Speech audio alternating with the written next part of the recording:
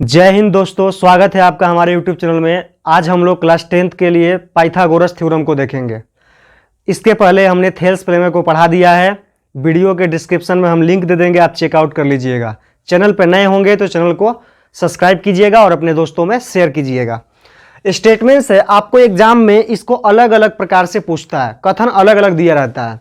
जैसे यहाँ पे हमने लिखा है किसी समकोण त्रिभुज में कर्ण का वर्ग अन्य दो शेष भुजाओं के वर्गों के योग के बराबर होता है। यानी इसको डायरेक्टली एग्जाम में ऐसे भी पूछ सकता है कि पाइथागोरस प्रमेय को लिखे, यानी पाइथागोरस थ्योरम को लिखे। तो आप उससे घबराने की चिंता नहीं करना है। इसको आप ऐसे भी पूछेगा तो आप लिख लीजिएगा, और पाइथागोरस प्रमेय को लिखे डायरेक्ट कहेगा तब भी आप लिख लीजिएगा। देखिए, सबसे पहले समकोण त्रिभुज हम बनाएंगे। समकोण त्रिभुज सबसे पहले बनाएंगे। ये हो गया हमारा एक समकोण त्रिभुज। हमने समकोण त्रिभुज बनाया ABC, इसका नाम हमने दिया ABC। अब देखिए, ABC एक समकोण त्रिभुज है जिसमें एंगल B क्या है, 90 डिग्री है। और जो ये AC होता है ना, सबसे बड़ी भुजा होता है, और दो ये छोटी भुजा, एक BC होती है और एक AB होती है। यही हमें सिद्ध करना है स्टेटमेंट्स में। आपको पता भी है कि AC का स्क्वायर बराबर AB square plus BC square, जो आप अलग अलग सूत्र में भी इसका उपयोग करते हैं पाइथागोरस का। तो देखिए, सबसे पहले हम स्टेटमेंट्स के तौर पे लिखेंगे। जब इसको बनाना होगा, हमें इस थ्योरम को सिद्ध करना होगा, तो दिया है में क्या लिखेंगे? लिखेंगे त्रिभुज ABC में, यानी समकोण त्रिभुज ABC में एंगल B बराबर 90 डिग्री। एंगल B बराबर कितना डिग्री? 90 डिग्री। यानी एंगल B जो हमारा होता है वो कितना डिग्री होता है? 90 डिग्री होता है। इस बात को आप समझ रहे होंगे। फिर हम यहां पे लिखेंगे दिया है के बाद सिद्ध करना है। सिद्ध करना है। तो क्या सिद्ध करना है? इसमें जो बड़ी वाली भुजा है, यानी AC का स्क्वायर बराबर AB का स्क्वायर और प्लस BC का स्क्वायर, यही हमें क्या करना है? इसमें सिद्ध करना है। उसके बाद से हम इसमें रचना का काम करते हैं। तो रचना में हम क्या लिखेंगे? यहाँ पे रचना, यानी जो कंस्ट्रक्शन होता है, इसमें हम क्या काम करेंगे? रचना की जब बात आएगी तो यहां से देखिए, यहां से हम B से लेकर के एक लंब डालेंगे जिसका नाम रखेंगे BD। क्या नाम रखेंगे? BD। तो यहां से B और D जो है वो किस पर अभिलंब है? AC पर है। तो यहां से हम रचना के अंतर्गत लिखेंगे BD और अभिलंब किस पर है? AC पर है। इतना बात आप समझ रहे होंगे। अगर आप इतना बात समझ रहे होंगे तो इसके बाद जो मेन काम होता है वो होता है आपका प्रूफ, यानी प्रमाण या उत्पत्ति का। तो यहां पे हम अगला जो चीज लिखने वाले हैं वो हमारा होगा प्रमाण। इस प्रमाण में हम क्या लिखेंगे? देखिए, आप यहां पे देख रहे होंगे तो एक एंगल बना है ABC, एक बड़ा एंगल है, और इसमें एक और एंगल है। वो एंगल क्या है? यहां पे जो एंगल बनता है ना, अभिलंब जो डालते हैं, तो ये 90 का एंगल होता है। यहां भी 90 बनेगा और यहां भी 90 बनेगा। इसमें तीन एंगल बनते हैं, एक बड़ा वाला ABC, और ये एक पार्ट होता है वो होगा ADB या ABD, और एक होता है DBC। यानी यहां से एक पार्ट होता है और यहां से एक पार्ट होता है, यानी तीन एंगल होते हैं। आप इस बात को समझ रहे होंगे। तो यहां से सबसे पहले हम लेंगे एक ये पहले पार्ट को, फिर दूसरे पार्ट को। तो यहां से लिखेंगे त्रिभुज ABC एवं फिर से होगा ये वाला एंगल त्रिभुज AD और B, त्रिभुज ADB में यहां से हम लेंगे। अगर ये बात आप नहीं समझ पा रहे हैं तो यहां पे समझ लीजिए। जैसे मान लीजिए हमने दो यहां पे एंगल बना देते हैं हम, एक यहां पे एंगल और यहां पे एक एंगल बनाते हैं। जैसे मान लीजिए यहां पे एक बड़ा वाला एंगल है AB और C, फिर यहां से एक हो जाएगा AD और क्या हो जाएगा? B। अब यहां पे भी 90 है और यहां पे भी 90 है।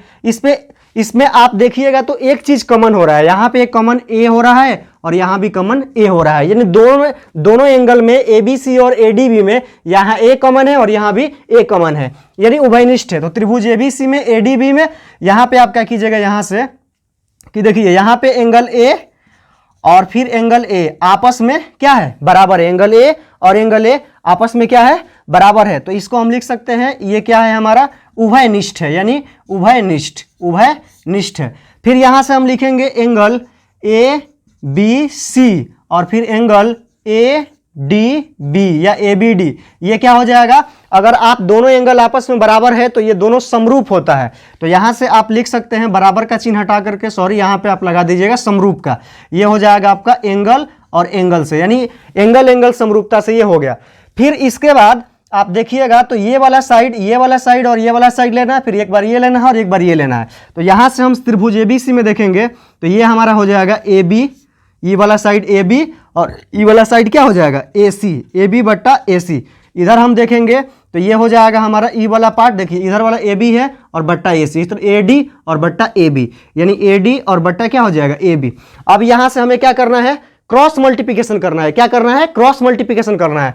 तो क्रॉस मल्टीप्लिकेशन जब आप कीजिएगा तो AB और AB में गुणा कीजिएगा तो AB गुणे AB और यहाँ से क्या मिलेगा AD गुणे AC, AD गुणे क्या मिलेगा AC मिलेगा। अब AB AB का जब मल्टीप्लाई होगा तो ये मल्टीप्लाई हमको क्या मिलेगा, AB का स्क्वायर हो जाएगा और यहाँ से क्या मिलेगा AD into AC, AD into AC। ये इक्वेशन हमारा हो जाएगा फर्स्ट। अगर आप इस बात को समझ पा रहे होंगे तो चैनल पे नए होंगे तो चैनल को सब्सक्राइब कीजिएगा। अब इसी तरह से हमने यहाँ पे लिया है A B C और एक बार A D B, तो इस तरह से हमको यहाँ पे एक इक्वेशन मिला है। फिर दूसरे पार्ट में यहाँ पे हम दूसरा जो पार्ट लेंगे उसमें A B C यानी बड़ा वाला एंगल साथ ही चलेगा। फिर यहाँ से हम लेंगे एक एंगल ले लेंगे यहाँ से B D और C, फिर उसको एक दूसरे के सापेक्ष रखेंगे तो यहां से एक और इक्वेशन मिलेगा। अगर आप यहां से स्क्रीनशॉट ले लीजिए, एक बार यहां पे स्क्रीनशॉट ले लीजिए, बोर्ड में जगह थोड़ा कम बच रहा है तो फिर हम उसको दूसरे बार बता रहे हैं। स्क्रीनशॉट अगर कर लिए हैं तो फिर आगे वाले स्टेप को हम लोग देखेंगे। आगे वाले स्टेप में हमको कौन कौन सा एंगल लेना है, यानी ट्रायंगल लेना है A B C बड़ा वाला, और पहले वाले हम ले लिए हैं तो दूसरा वाला लेना है B D और C। आप इस बात को समझ रहे होंगे। तो यहाँ पे फिर हम लिखेंगे पुनः, क्या लिखेंगे पुनः। पुनः लिखने के बाद हम लेंगे यहाँ पे ट्रायंगल बड़ा वाला A B C एवं दूसरा क्या होगा B D C दूसरा पार्ट, तो ट्रायंगल B D C में। ये बात आप समझ रहे होंगे। उसके बाद से इसमें क्या करना है कि आप देखिए, अगर आप इसमें इस तरह से पीछे जो हम बनाए थे पहले वाले पार्ट में, ये वाले पार्ट में, उस तरह से इसमें भी करना है। दो पार्ट में हम ले लेंगे, एक बार A B C और एक बार हमें क्या करना है यहाँ पे ले लेना है, एक बार यहाँ पे ले लेना है, वो क्या लेना है यहाँ पे B, यहाँ पे B फिर D और फिर C, ऐसे ले लेना है। अब देखिए यहाँ पे जो देख रहे हैं ना C और C जो दोनों एंगल है वो उभयनिष्ठ एंगल है। तो यहाँ से हम ले लेंगे कि एंगल C और बराबर है एंगल C, यानी ये हो जाएगा आपका उभयनिष्ठ। कौन सा कोण हो जाएगा, ये उभयनिष्ठ हो जाएगा, उभयनिष्ठ हो जाएगा। उसके बाद से इसमें भी हम वैसे ही देखेंगे, जब ये दोनों उभयनिष्ठ है तो ये भी समरूप होगा। ट्रायंगल ट्रायंगल ABC समरूप, और क्या हो जाएगा ट्रायंगल BDC ये किससे होगा, एंगल एंगल से हो जाएगा। फिर यहां से हम देखेंगे इसमें जिस तरह से हमने पीछे देखा था पार्ट 1 में, ये ऊपर वाले ट्रायंगल में ABC और ABD में, वैसे ही ABC और BDC में भी देखेंगे। ये वाला पार्ट देखिए, ये हो जाएगा आपका C यहाँ पे, C यहाँ पे है, तो फिर हम एक बार यहाँ से ले लेंगे ये वाला पार्ट AB, ये वाला पार्ट लेंगे AB, और सॉरी ये AB वाला पार्ट नहीं लेंगे, यहाँ से हम ये पार्ट ले लेंगे, ये वाला एक बार लेंगे BC, एक बार लेंगे BC और ये हो जाएगा आपका DC। फिर यहाँ से एक बार BC लिए हैं, फिर DC लिए हैं, और एक बार AC लेना है और एक बार BC लेना है, यानी ये हो जाएगा AC और ये हो जाएगा आपका BC। एक बार लेना है आपको DC और एक बार BC, यानी नीचे वाला एक बार लेना है दोनों का, और एक बार इस साइड वाला AC और ये साइड वाला BC लेना है। फिर क्रॉस मल्टीप्लिकेशन करना है।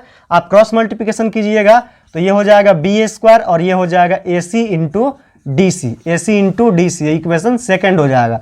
अब यहाँ से समीकरण 1 एवं 2 से, समीकरण 1 एवं 2 से इनको जोड़ देना है बस, और फिर आपका रिजल्ट आपके सामने होगा। देखिए यहां से हम देखेंगे तो इसका लेफ्ट हैंड जो है, यहाँ पे देखिए हम फर्स्ट इक्वेशन को छोड़ दिए हैं, तो फर्स्ट इक्वेशन का लेफ्ट हैंड और इसका लेफ्ट हैंड और इसका राइट हैंड और इसका राइट हैंड। तो मान लीजिए कि हमने इसका राइट हैंड लिया AC इंटू DC और AC इंटू DC, और यहाँ पे AD इंटू AC है, इनको जोड़ना है। तो AD ये वाला AD और इंटू AC, और इधर राइट हैंड में देखिएगा ये वाला AB² है और इधर BC² है, तो ये वाला पार्ट AB² और इधर है BC²।